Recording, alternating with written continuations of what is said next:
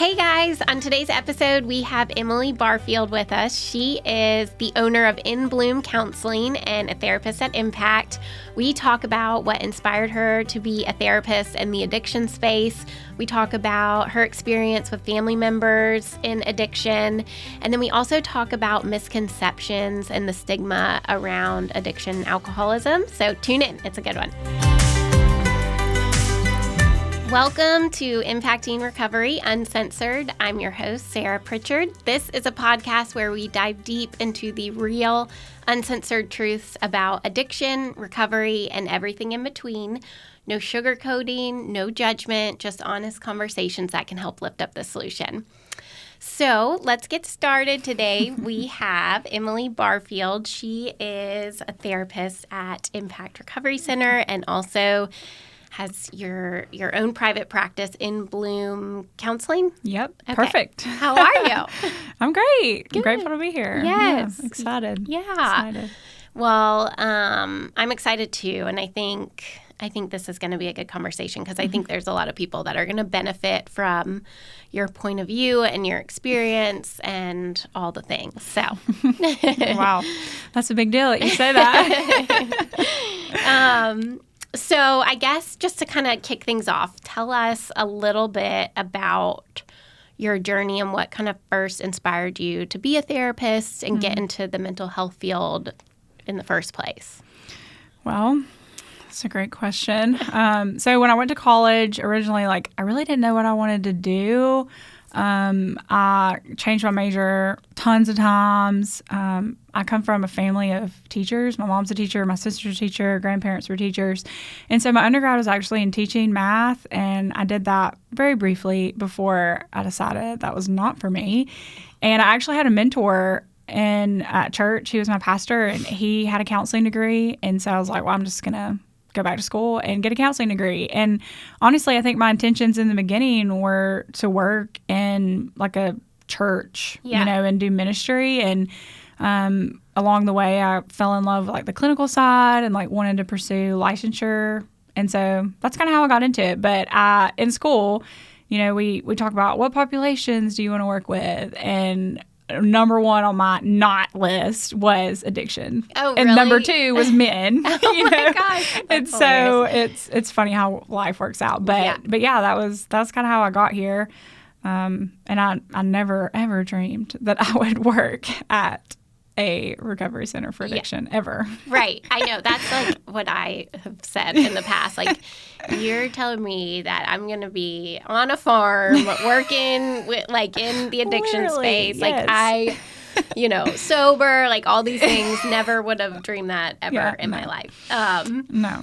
And, oh my gosh, okay, so you were going to be a math teacher. That's Yes, and impressive. I was very briefly, and I enjoyed the kids, and I work with kids in private practice and families and teens, and I really enjoy that, but teaching just wasn't for me. I was just always what's wrong? What's going on at home? Tell me. I need to know, And then in the church aspect, I was in small groups, and I got really fascinated with, what do you say to someone that's, really going through it? I want to know. I want to be someone that's helpful. And so that's really why I went back to do it, just to be helpful in church, honestly. And because I didn't want to be a teacher. Yeah. Yeah. So. Teacher, I could never be a teacher. My sister-in-law is a teacher, and she's amazing. It's you got to have that. Yeah, you got to have. Yeah, you got to have it. And I do think parts of me are a good, a good teacher. I think I make a good teacher in some ways, but not for real. Not forever. Right. And so, so you said you were absolutely not to addiction, absolutely not to men. So how did that happen to where you are now focused on addiction with just men? Well, in school they just tell you don't pick a population that's too close to home. And growing up, my dad struggled with addiction, and so I was like, okay, well, obviously I can't do that, And so that was kind of where that came from. It wasn't that I thought that I wouldn't be good at it or, whatever. I just thought it was too close to home, too personal. And honestly, I really don't know how I got here. I guess along the way, how I got connected to Impact which Impact was my first experience with any type of, recovery treatment or anything. And my dad came through Impact a couple years ago, right? And then Chase, my fiance, he got sober in Birmingham, and so he was connected to Impact. And so I've always heard about Impact and known about Impact. And when it was time for me to do internship, I, had known Miss Kathleen. And really, Miss Kathleen was why I wanted to do my internship at Impact. Yeah. It wasn't necessarily the population. No offense. Right, yeah. But Miss Kathleen, she just was so smart, and I felt like she had so much expertise and was an awesome mentor to me. And that's really how I did my internship at Impact. It wasn't because I was interested in addiction in the slightest. Yeah. No offense, but that's just true. Yeah. No. And so, yeah. So do you think, now that you are in the environment of Impact, do you think anything with your dad has shaped your perspective with this work, or vice versa? Has it shaped your perspective with your dad, now that you work with more men that are in addiction? Oh gosh, yes. Yeah. I mean, if I had never, got involved in it, I think, I would have never done my own work, in Al-Anon and with the 12 steps, and I'm definitely no expert. But there definitely has been a lot of growth, with doing the steps myself and learning about them. I had no actual knowledge about addiction, even though I grew up with someone who struggled with addiction. Yeah. I genuinely had no knowledge of actual addiction until I met Chase. Yeah. Until he started telling me and showing me the way, and I hate to give him so much credit, but he does deserve a lot of the credit around, me sitting here today, being able to work with addicts. And so, yeah, it's definitely shaped me. I try to not make it so personal, but it is personal to me, right. And there are guys that, come to Impact who have families, most of them do. Mm-hmm. And we get, we call them old timers or whatever, older men. And I do see my dad in them, and it does remind me of my dad, and not in this negative way, but in a positive way of what a gift that, I get to help people like my dad. That is such a gift. And it is just an incredible testimony of wow, all of this kind of weaved together made this work for me. And I do have a specific personality, which I was told all throughout grad school, you just have this personality, Emily, I'm just very direct. And, and I don't know, I think historically, addiction counselors are the ones that have direct personalities and aren't super warm and fuzzy. And I like to think that I'm warm and fuzzy, but I think you're warm and fuzzy. Okay, thanks. Well, I've been told that I'm not sometimes. But I do have a more direct personality, and I do think, having personal experience with addiction, I think it would be hard, to work with addicts if you just were coming in blind. Not impossible, but I do think it'd be a huge learning curve. They're sneaky, and they're very good at what they do, and they're smart, and they're complicated. Yeah. And so for sure. And with my relationship with my dad, we are in such a much better spot because I got well, and just helping my family see and all the things, it all just makes sense in the end. It all makes a lot of sense. Well, and I love that you talk about that, doing your own work, because we talk about this all the time on here, but families and loved ones and friends, if I'm a loved one of someone in active addiction, I need to do my own work for me, because it's made me crazy, in our book, it talks about any, I'm paraphrasing here, but any family member that lives with an alcoholic for years is sure to make that family member neurotic. Yeah. And it's that is the perfect word, because it is so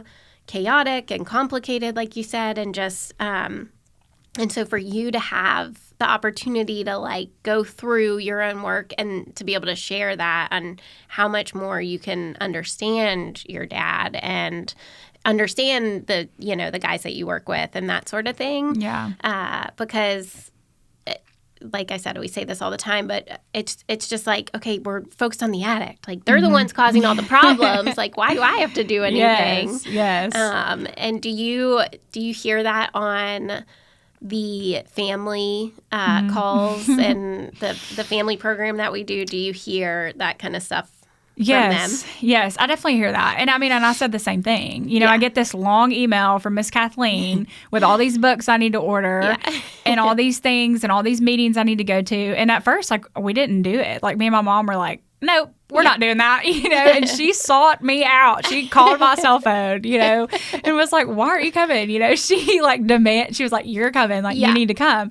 And I think she just knew that our family had just been like in chaos for years, and that I needed it. And my gosh, I'm so grateful that she did that.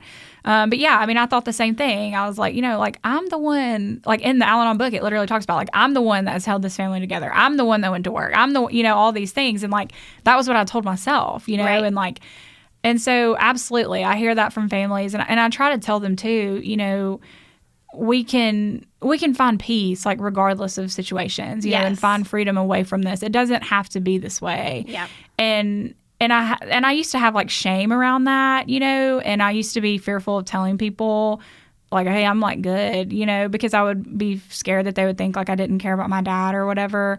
And I don't have that shame anymore because I just think this is part of, like, getting well, like the recovery process. And so, yeah, I definitely hear that from families, and I tell them, like, me too. I was the same way. Yes. Like, we have to do a lot of work, too, to get ourselves well. And, a lot of times, like, the families are just as sick as the addict. And I think that they don't even realize, No. And I know that I didn't. I had no idea. Yeah. Well, and same. Like, I've experienced being on the other side of it. And even me going through my own experience of active alcoholism, when it's somebody you love in active addiction, like, emotions are high and it totally messes with you. And it's like, I had all the tools, but I couldn't apply them because I'm too, like, emotionally charged and I can't. And so I just, it's such a hard thing to navigate. Yeah. And it makes such a big difference, at least for me, talking to somebody that's been through it. So I'm sure it's comforting to the families and everything. Yeah. And you're like, I completely understand. I hope so. I know sometimes it's difficult. I feel disqualified a lot of times especially when I talk to the moms. Yeah. Because I'm not a mom and I don't have a son who's struggling with addiction, and I know that that's really difficult. But I try to see it the same way. That saying. I know Katie came on here and she talked about the saying of, like, you're only as happy as your saddest child or whatever, and how she hated that saying. Yeah. And I do too. Because I don't think it has to be that way. Yeah. Yeah. Agreed. So, if you, from your experience, kind of shifting gears a little bit, what do you think some of the most common misconceptions people have about addiction? And maybe it's more of, like, the families or the loved ones. Yeah. I think the most common misconception is just it's a behavior, that needs to be changed, that they have a choice. And I think it, that does a lot of damage to families, especially to children, and just, trying to make sense of addiction as far as, like, okay, like, it's a choice, like, just change the behavior, just stop. You can stop. That puts a lot of, responsibility, I feel like, on the family. Like, okay, if they could just stop, then why wouldn't they? Right. And that's hard for a child to understand. So I think that's a very common misconception that people, don't understand. And I think that probably happens because they see other people who have, maybe, drank too much, got a DUI. The DUI was enough for them to quit. Well, Uncle Joe, like, he stopped, and they may not understand, like, okay, like, he just drank too much. Like, he doesn't have the gene. He doesn't have the disease of addiction. So I think that's really common. I think the other misconception I think is common too is that, you take the drugs and the alcohol away, they'll be fine. And I've seen that before, people just dry out or whatever over the weekend and they're supposed to wake up Monday morning and be good. Yeah. And we know that that's not what happens. And the best way that I'd tell the families is, like, this is their solution. This isn't the problem. And that's really hard for them to grasp in the beginning. It was hard for me to grasp. I was like, oh, this is just bogus. Like, this is not true. But it is, because we've seen people, at Impact who, come in and dry out or whatever, and they're still very unhappy and very, living with untreated addiction, and they still struggle.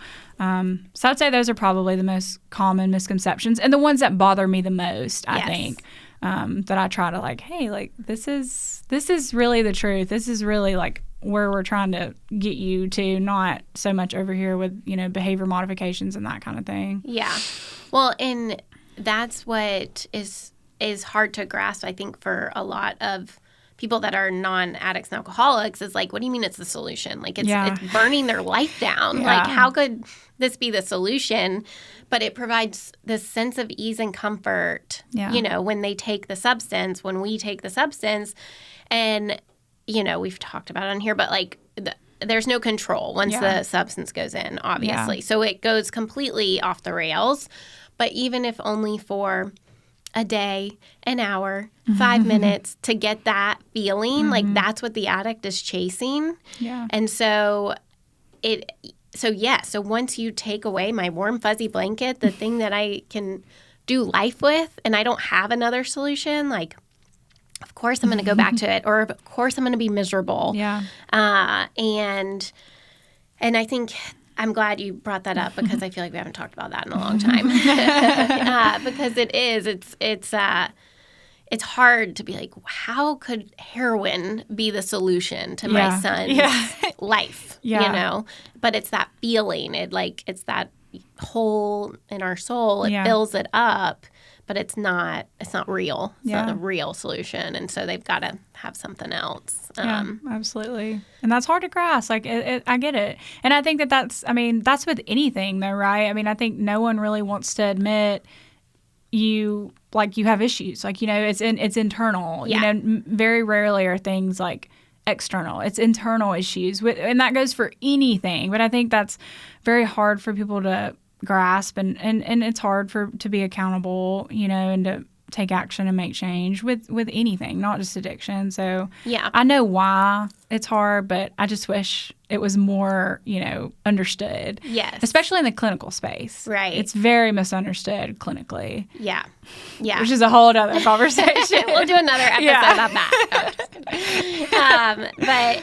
And also how you're talking about the behavior modification, and it's a choice. I think there's so many layers to that, because with the individual, it's okay, why don't I have the willpower to change this? I should be able to just choose not to do this. What's going on? And so it wouldn't be a disease, something that's bigger than me, if I had a choice to not do it, And then also with the families viewing it as a choice, especially with children. I'm sure you hear this, because I've heard it on the phones too, talking to families. But I just don't know what I did wrong, or I'm worried I'm going to do something wrong and make them drink or make them use. Yeah. And I was talking to a woman the other day who's the wife of an addict, and she was he's telling me I'm triggering him and I'm making him use. And I was I've only been talking to you for about 15 minutes now, but I can tell you one thing that I know positive. You did not make him a drug addict, and you are not making him use drugs. Yeah. Okay? So, but it does. And you said, how they're sneaky, and it's the manipulation. And then, and so as loved ones, it's so hard, because you're well, I want to do the right thing and I want to help. And so it's just, yeah. So, and I think there's a lot of guilt and shame, like I said, with the families, if it was a choice, especially the parents. It's well, if I would have done this different, or if he would have gone to a different school, or if then maybe he wouldn't be. And so. And the children of them too, because I was one, so you're telling me my mom or dad would rather do that than be with me. Right. That just doesn't make sense to a child, and that, that just can just cause, mass issues, later on in life with self-esteem and worth and all of those things. So I wish that it was just more acceptable, more understood about that, because all of those issues could be, non-existent if they just knew, it's a disease. They don't have a choice. We're hoping that they get well, all these things. The words around it could just be so different, and there would be, I think, a lot less damage, years to come to kind of undo if they believed from the beginning, it was a disease. Can't cause it, can't cure it, can't control it. You know, 3 C's of Al-Anon, you know? Yeah. Well, and That's a really good point. Because it's not, because most every addict and alcoholic, and the ones I work with or the ones that I've talked to at Impact, or like, they have so much love and they care so much. And so when you're talking about like, why is the parent or my dad choosing alcohol and drugs over me? And it's like, that's not what's happening. Yeah. It's just the substances are bigger than love. And love is so big. And so if it's bigger than that, it's like, the amount of moms I've talked to that, just would die for their children, but they can't not drink. So, that is definitely a big misconception. So I'm glad we talked about that.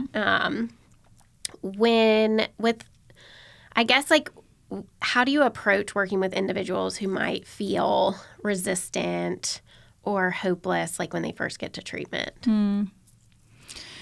Well, that's a great question. I think, kind of like my place at Impact, which I've never really called myself like an addiction counselor. Yeah. I don't know why. I definitely work with addiction and like enjoy it, and I'm not ashamed to say it. But I think it's just hard for, like, we just do things so different at Impact, because we are so like peer recovery based. And so kind of like my role at Impact is like, I'm very much like secondary, and I tell the guys, I'm like, hey, like, step work's primary, and then everything you're going to learn from me or learn with me, that's the secondary stuff. This is just going to enhance your life. Like, I'm trying to just get you caught up emotionally from the years that you've missed out on, and hopefully help some of your relationships be stronger and that sort of thing.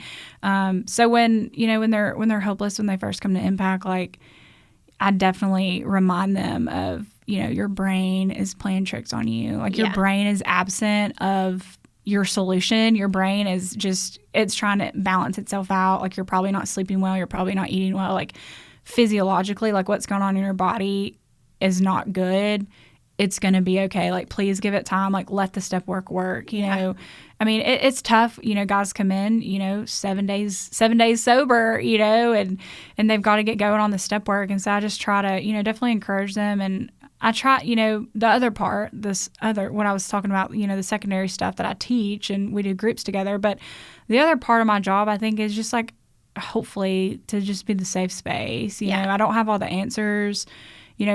When they have their one-on-ones with the peers, is what I call them, or recovery mentors, or, the guys that are in recovery that really do have the answers and, have, the step work and the knowledge to really help them through these situations. Like, I kind of steer more on I don't have the answers for you. Like, I'm a listening ear. Like, I know that this is hard. Yeah. And I'm on your side. Like, I know that you want to get well. Like, I know your brain's playing tricks on you. Just trying to be like the comforting, mother of the group, I guess, you know, because I think that they need that, especially in the beginning. And then when we have like better rapport, I will tell them like, dude, like, are you hearing what you're saying right now? Yeah. But in the beginning, I'm like, hey, like, it's going to be okay. Yes. Like, you're okay. Like, your brain is playing tricks on you. And, basic coping skills in the beginning, like, breath work. Like, let's try to slow our heart rate down. Like, what's going on in your body, which they hate that question, but I don't care. They need mind-body connections. They need to know, like, is your blood pressure up? Like, are you, is your stomach up? Like, what's happening in your body? Like, let's try to fix that, like, are you not sleeping well? Like, let's try to get you to, those kind of things, like treating the symptoms, because most of the time that's what it is in the beginning. Right. Their body physiologically is not okay. And when I say physiologically, like, responses in our body to experiences, whatever, their body's trying to balance itself out. Yeah. And so I'm always just trying to help them with that. I do have some answers for that stuff. But the rest of life, they'll come in, like, no one's coming to Impact on the best day of their lives. Right. They've got, their lives are in mass or disarray most of the time. And, they can rant and rumble about that, to me. And I don't have the answers. I don't know. But that's what I encourage them with, is, like, it's going to get better. Like, let's just take it, like, day by day. Yeah. And, in the beginning, a lot of them worry, like, is this going to work? Like, is this going to work? Like, this has to work, and I always tell them, like, it's already working. It's already working. Like, you're sober today. And, of course, they have all these reasons why that's not true, Right. And I'm like, but you're well. Like, you're getting well. It's already worked. Like, you have to cling to that. You have to cling to that hope. And just trying trying to facilitate them to come up with their own hope. Like, okay, why are you hopeful? You know, what do you have to live for? Like, what are you looking forward to? Because they can come up with it themselves. They have the answers. Yes. You know, they're capable. Yeah. Yeah. I love that. And they need that. And just thinking of like back, you know, when I was first days sober, it's like, thank goodness I had someone in my life to be like you kept saying your brain's playing tricks on you. Like, I love that because I had someone tell me, like, it's okay to not trust your thoughts or feelings right now, and you can trust the process. Yeah. And I was like, okay. Like, that gave me some relief because I'm like, I don't have to trust my brain right now because my brain feels crazy. Yes. I've said that to guys so much before. Like, every single thought you have does not mean that that's your true self. Yeah. You know, we just have thoughts. We just have intrusive thoughts. It doesn't mean that is facts. Right. You know, and you don't have to take it to the bank. Yes. But yeah, it is hard. Like, and I've never been in that space. You know, I've never been there, like, you know, 7 days sober. But I know my dad has been, and this is what, you know, I would hope he would be provided with, you know, a safe space. Like, you're going to be okay. Yeah. Someone encouraging him. Yes. And those first few days, like you're talking about, the physical piece is a lot of what, like, it's so uncomfortable, regardless of what you've come off of. Like, you feel bad and your solutions. So it's like spiritually bankrupt, but also all these like weird things going on, still symptoms or, you know, withdrawal symptoms or whatever it is, like coming off, like getting your equilibrium balance back out. Everything is just those first, you know, few days, weeks can be tough. So, what, I guess, like, you know, with your experience just with family and addiction and then seeing the guys come through, what gives you the most hope in the work that you do with them? Well, I'm just surrounded by, you know, great guys who got well using this model, you know, peer recovery. And I knew peer recovery was effective. I mean, there's tons of, and when I say peer recovery, I mean the 12 steps, but like that's what they always refer to in the research and stuff as peer recovery. But I'm super inspired by just the people I'm around, you know, that they got well, you know, and I think the 12 steps are just so powerful just with addiction, but also just for anyone. Like, I think everyone should work a program like this. Right. And so, I mean, I'm engaged to someone who's in recovery who works a 12-step program who is an incredible person. He gives me tons of hope, you know, because he was, I mean, in bad shape, you know. I mean, I don't know if there's, you know, I think he would have died shortly after if he hadn't gotten sober, you know, been in jail and, you know, all felony, like just in lots of trouble. His life was in disarray, completely falling apart, and he got well. You know, and did you know him in active addiction? I did. Were y'all dating? No, no, we weren't dating. But I did. I've known him for like, oh my gosh, over 10 years now. So I did know him in active addiction, but I didn't know he was an addict. You know, I just thought he was someone that liked to drink and liked to party, and he was cute and he was fun. You know, and you know, I was just a teenager. You know, not like just he's so nice, whatever. And he does have a great personality. Like I think he truly was born with, but like. I think the 12 steps have obviously like changed him and made him become like an incredible human being. And so being around him gives me tons of hope. And then also, I mean, just the short time that I've been at Impact, which, I mean, I feel like I've been there a lot longer than I have been, but I've only been there since the beginning of this year in 2025. But, you know, I've been around for a little bit longer than that. And I've seen guys get well. Yeah. You know, so I definitely think that gives me hope. And just the guys that I'm around, you know, at Impact, the guys that work there, like, they give me tons of hope, you know, and when we get down, which we all do, you know, we're like, dang, like, you know, we really wanted, you know, this to, you know, whatever, this to happen or that to happen, or, you know, or are they going to stay well, you know, worrying about past residents, like, we just lift each other up, you know, we're like, we've done all we can do, you know, when we give it our best, like, we can't feel bad in the end, you know, we gave them what we could give them, and so I think all that gives me hope. And I tell the guys this all the time. They laugh at me and joke with me, but I tell the residents, I'm like, if you can get well and you live by these spiritual principles and you work the 12 steps, like, you will make the best partners. Like, I tell them that. I'm like, I live with one. Like, they make the best partners. Yeah. Chase will die when he watches this, but it's true. Shout out to Chase. Yeah, shout out to Chase. And like, I know other ones too, though. It's not just him. Like, you know, Schwartz and Colby, you know, and Adams, and, you know, if Chad was one or whatever, like, I'm sure, like, they make great friends. They make great partners. Like, they make great human beings. So that just gives me all the hope in the world. Yeah. You know? I know. And I hope that, and what we've gotten like a little bit of feedback on is, or maybe a lot of feedback, but like the guys that come through, like, we hope that you know, our team is like, gives them hope too, you know, Yes. and I think that's something that is unique, that we, you know, they get to see a walking example of somebody living like happy, free, sober life. Yeah, I think, I mean, it's really cool. And, you know, Chase has had sponsees, and, you know, sponsees that haven't gotten the chance to go somewhere like Impact or where Chase went, like, and seeing them get sober, like, in the free world, you know, like, that is like nuts to me. Yeah. You know, and like, that also gives me hope. You Right. know, like, you don't have to come to a place like our place to get well. Like, you can get well homeless on the side of the road if you really want to, you know, and that's really awesome to me. And that we're creating these, you know, we're not creating people, but, you know, we're giving them the tools to take that and to do that, you know, out in the free world, out in the wild. So I think that's cool. Yeah, definitely.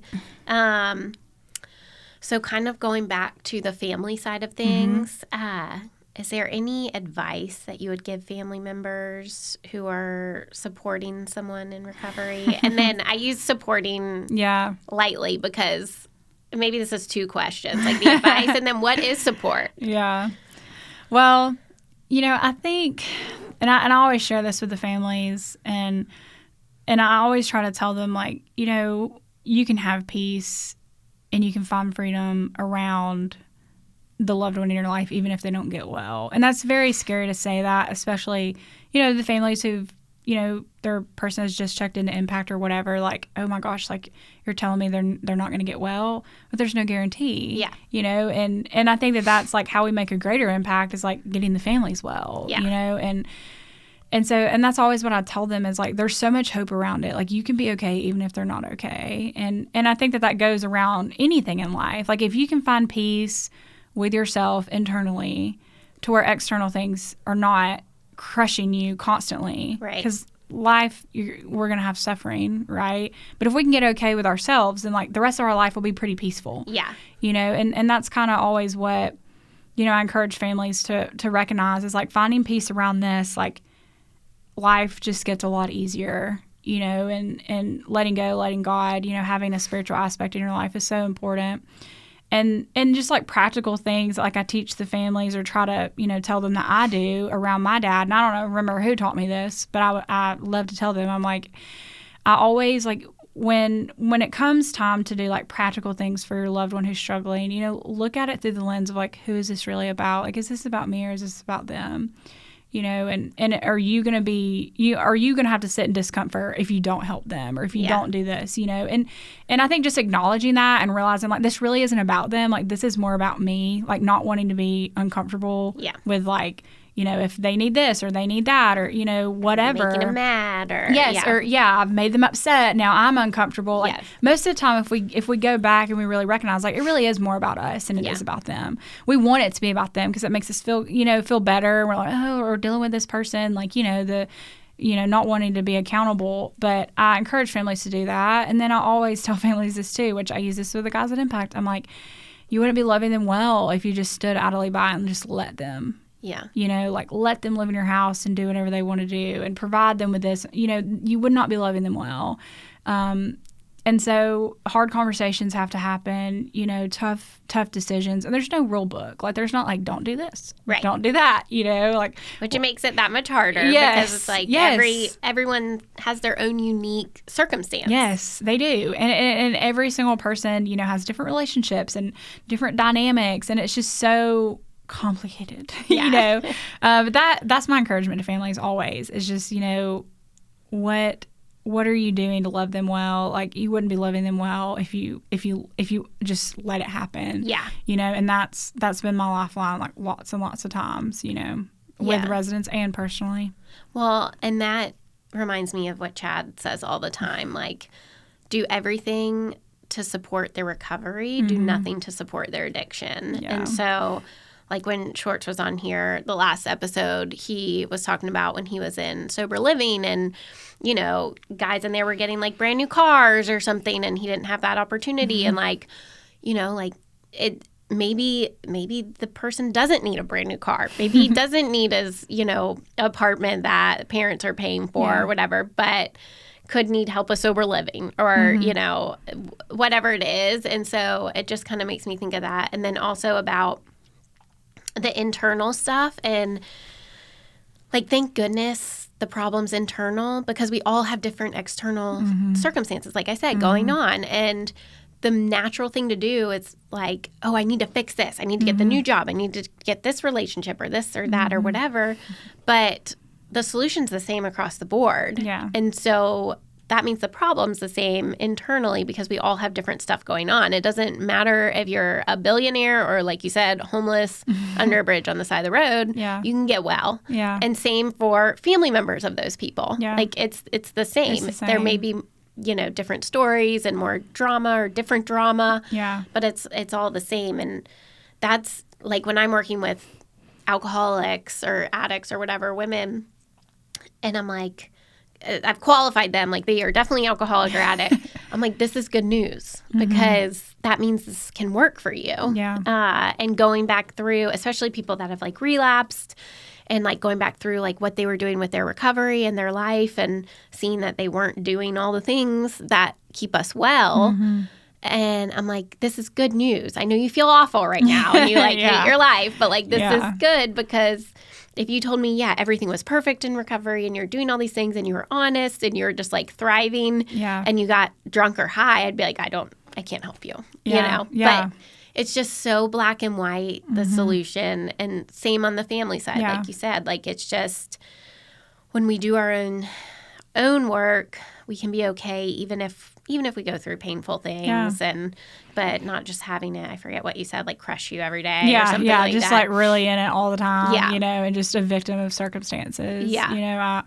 I really believe in that. And I think me and Chase, we've had this conversation a lot. Is like, it's hard to find, normal people, non-addicts, who kind of live that way, like, and I think the biggest way, or the most common thing that I see most of the time, is like unforgiveness and like being accountable. Yeah. Like, I think that is really difficult, I guess, even for normal people who are non-addicts. Like, I've kind of started doing this new thing where I just like own my side and I just move on. Like, even if, I'm owed an apology or whatever. But to normal people, that's like crazy. Yeah. And like, it's hard to like find people on the same wavelength. Like, if you're not an addict, because with an addict, you can say like, well, if I don't do that, like, I'm going to die. Right.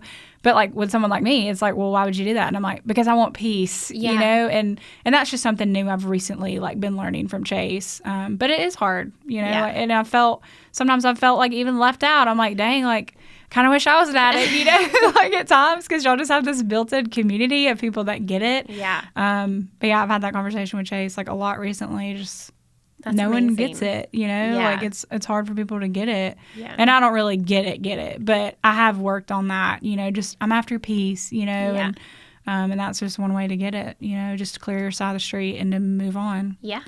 Well, and I mean, you definitely get it. You get it. You may not think, but the way you're talking, I'm like, she gets it.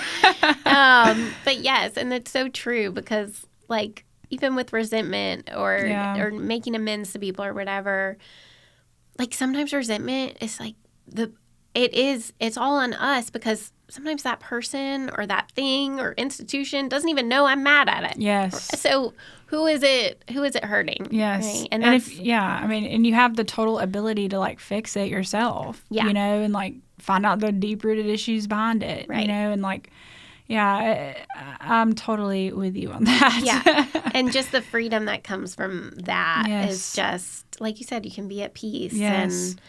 And it's so funny, because like some amends that I've made in the past, like one of them, there's definitely some things that person did to me. But when I was going into it, I was just focused on, my side of the street and cleaning all that up. And I really didn't even like think about like that person saying sorry to me or, anything like that. And I think that just goes to show how much a perspective shift can happen, because before it was like all I cared about was this person and what they did to me. And they're so bad and this and that, and how good they. And then it's like I'm going in to do this humble thing and I wasn't even thinking about.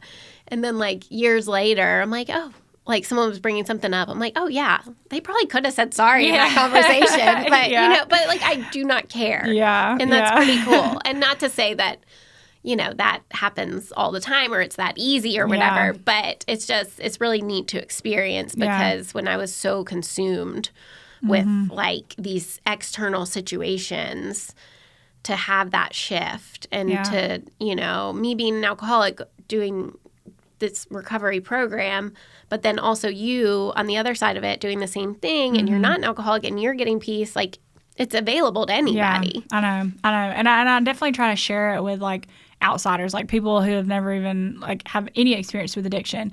And I know that they're like, she's crazy, or like, well, what is she talking about? Or, justifications for this or justifications for that. And it's just like, okay, we're just not going to see eye to eye on this. But me and Chase definitely try. We're definitely like out there trying to like help people, even if they're not really trying to listen, but we want to try. Yes, for sure. So if you could change one thing about the way society views addiction and recovery, what would it be? Oh gosh, that's a good question. I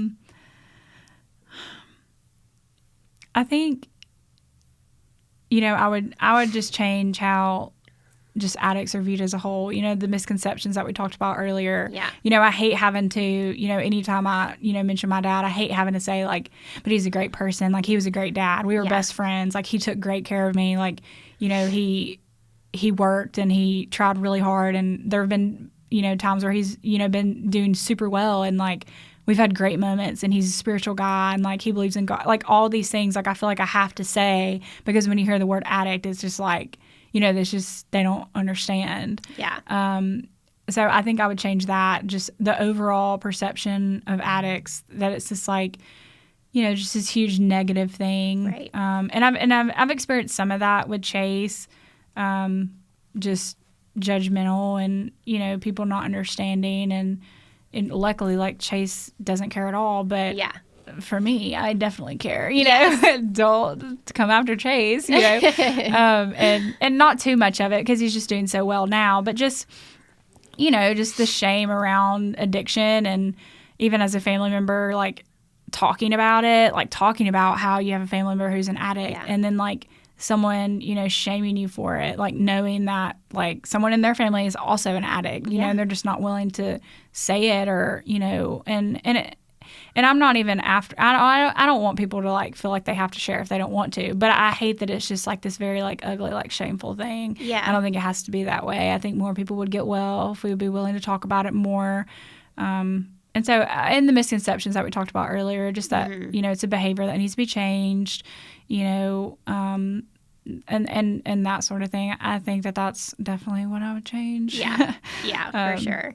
And I mean, and I'm glad you mentioned that also because like I was that person to be like, I was scared to tell people I was sober. And there was a period of time where I was sober for a year and then I relapsed. And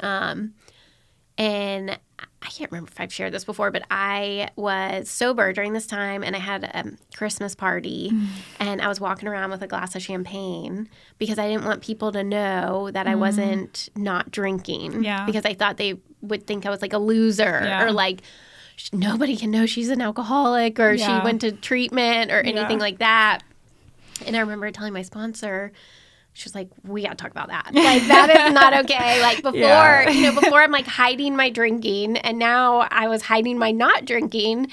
And that was just, like, a really bad place to be in because we talk about, like, rigorously honest. And if I'm living this, like, double life of, like, trying to portray this, like, I'm this person that can just have a glass of wine at, or champagne at Christmas party. And so, there is a lot of shame around it. And it took me some time, when I got sober this last go around to like really be vocal about it. And once I started getting more comfortable with sharing that, people anyone is like, oh, my brother, my uncle, my this, my that. Like somebody like the second I say I'm sober, it's like, oh, this reminds me of this person in addiction or that's sober too or whatever. Yeah. So it's neat to be able to connect those dots. But yeah, for me, it was definitely scary to open up. And then like, you know, obviously like a podcast, like putting now I'm like, whatever, you know, right like, but yeah, I agree. I think the more we can be open about it, the more, you know, people that have stuff going on, they're not alone. And that story reminds me too of a story with Chase. And one time we were visiting some friends, and Chase, you know, they didn't know that Chase was sober. They just didn't know. And he, you know, was like, oh, I'm sober. And they're like, oh my gosh, like, we're so sorry, you know, or whatever. And they like ended up, I can't remember what they did, but like they like bought like some sort of like unalcoholic beer or whatever, and like we don't even go there, you know, we're not doing that. But I remember just being like, why would you be sorry? Like, he's a grown man that, you know, is secure in himself, that he doesn't have to like drink to like change the way that he feels. Like, why would you be sorry? Like that is a grown man. Like, he's fine, you know. And I remember just, and that like they were genuinely like they were like, dang, like, that's terrible. You can't drink, you know. Like, and I mean, I get it. Like, I know that they don't understand, you know. But like, I just remember thinking, like, why would you be sorry? Like, he's fine. Like, I know. I've had people be like, I don't know how you do it. And I'm like, well, I don't, you know. But so it's just, totally don't understand. Well, is there anything else that you wanted to add? Gosh, I don't think so. I mean, I'm definitely grateful to be part of the Impact team. I've grown a lot. And I think the things that I've learned, like in, you know, the recovery model or, you know, whatever, I think, you know, can help everyone, like not just addicts. Like, I think anyone can get well using the 12 steps for sure. And so, I'm just grateful to be here. Thanks for inviting me on. Yes, I'm so glad you came. I think me it's great. too. It's going to help a lot of people, so I appreciate it. I hope so. Yes, and thank you for tuning in to another episode. I hope today's conversation has inspired you, opened your mind, maybe even your heart a little bit. But remember, you're not alone. If you found this episode helpful, please share it with someone who needs to hear it. We have all the links below to our social media, and like and subscribe if you liked what you heard today. But until next time, keep making an impact. Bye, y'all.